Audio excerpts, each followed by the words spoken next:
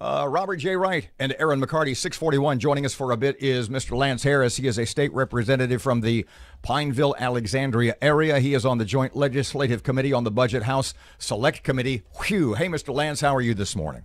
I'm doing excellent. How are you guys? Well, you're kind of a hero up here because we've got that audio that was passed along to us by Mr. Moon of you questioning Mr. Jay Darden back in August, I guess it was. Give us a little background before we get to the specifics of the conversation and what Mr. Jay said to you because of your questions. Give us a little background about the situation. What were you guys covering at the time and where were you?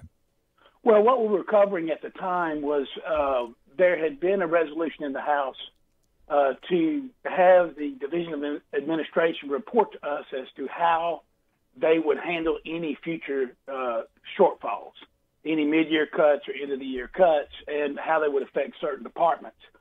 So as when he opened his statement, as you can see on that tape, he said that they used means of finance swaps, which we knew.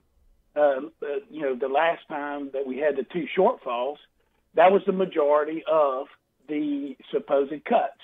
Now, there's a huge debate, especially amongst the House side and the appropriations, as to what is really a cut. How can you call a means of finance swap a cut from the general fund budget? Pardon me just a second. Explain to everybody who may not understand the lexicon, the terminology, exactly what is meant by finance swap. Well, it means a finance swap. It means they will move money around, and state government allows you to do that in the accounting. They'll move the money from one department to another and then backfill it later in the year. That could be a means of finance swap. But I'll give you an example. Let's say I have two employees, and I've got a budget crisis, and I decide that, Sally, I'm going to reduce you by $5,000 and give it to Jim. Okay, so it kind of stays within the department, but it's swapped in the budget, and they can call that a cut without actually making a reduction to programs and general fund dollars that are spent. Now, it's obvious that you did not think that you don't buy into the Edwards logic, the Darden logic, that these are really cuts. Absolutely, and I tell you what triggered this whole thing was when the governor 2 Mondays ago in committee said in that exchange with Senator Hewitt, said he had cut the general fund budget by over $600 million, which is just not accurate when you're talking about real cuts. Has he been deceitful with you guys, Lance? Excuse me, I didn't. Has the governor, Jay Darden et al., have they been deceitful with you guys? Well, no, not. I mean, this happens in every administration, and it's something that some of us legislators complain about. We want to know. We want to get to the real figures before we're asked to extract more money out of taxpayers' dollars. Can you imagine us raising taxes when most of the cuts are mitigated by means of finance swaps? Mm-hmm. That would just perpetuate the growth of government. So that's really where this comes from. You know, it's not correct to say you cut the general fund budget by $600 million. That might have been some misspoken by Governor Edwards, but it was a good opportunity for us to educate the public on exactly how this works. Let me sort of rephrase Erin's question, because watching the video, looking at the audio or listening to the audio, I'm sort of surprised at how Mr. Darden doesn't even try to disguise the fact that what he and the governor say are $600 million in cuts aren't really cuts. He literally admits that. What surprises me, and to some degree offends me even more, is as recently as the middle of January, the governor came up before you guys and was adamant in that he is, in fact, cutting $600 million. Right. And that is, I guess, to be nice, that's political speak, I guess. I would never say it, and that was the big battle we had in the first shortfall that we had to fix. And let me ask you a common sense question. This is why people have to be engaged in our government.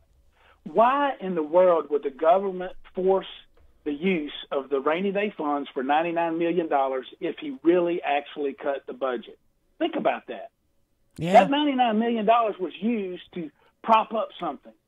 But if he had actually cut the budget, you wouldn't have needed that rainy day fund. Lance, let me ask you this, because I get really frustrated when I've looked at the overall budget, I've looked at the general fund budget, and you go back to the 05, 04, 7.2 billion, 7.7 billion, talking about the general fund.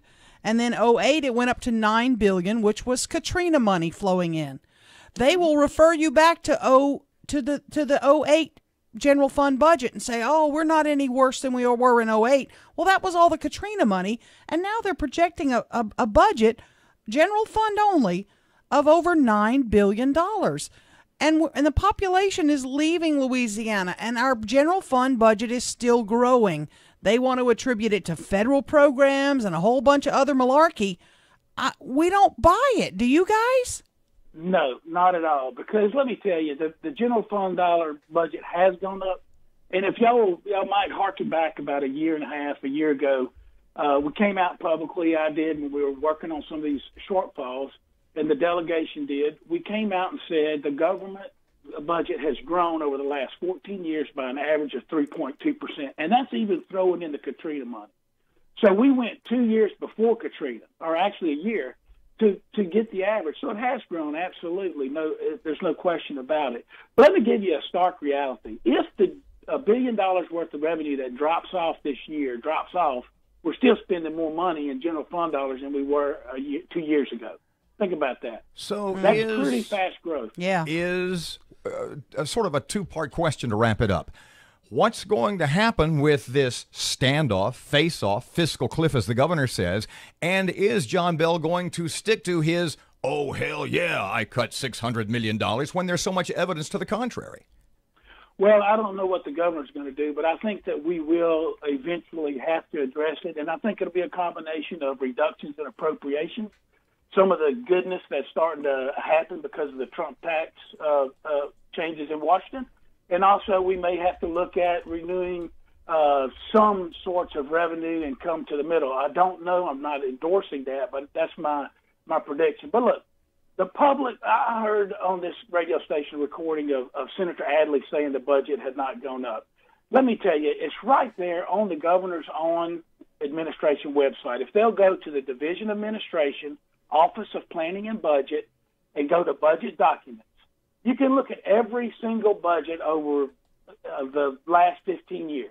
And all you have to do is read the introduction letter by the Division of Administration, and it will show you the budget has climbed every single year.